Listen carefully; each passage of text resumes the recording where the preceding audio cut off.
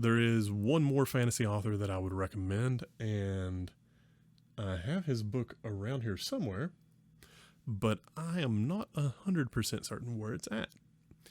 And that would be Terry Pratchett. Now, there is one really massive issue when it comes to reading Terry Pratchett, and I'll try to remember to put something up on the screen now about this. The chronology of his books is complicated. He has multiple series that all take place in the same world, and they overlap.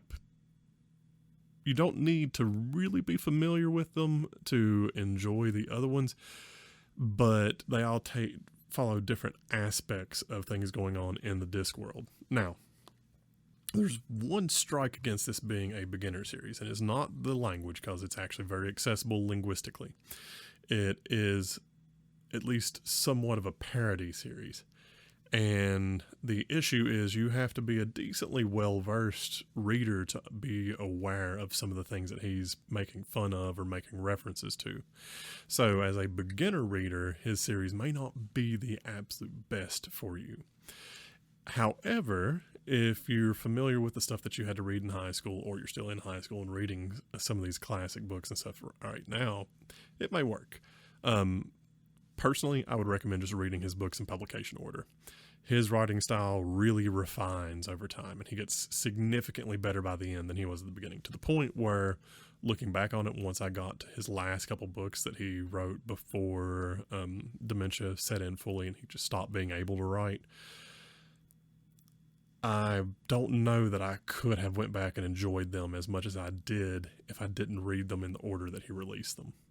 Because you can see marked improvement from The Color of Magic, which was his first one, up to things like Clax, which came way later down the line.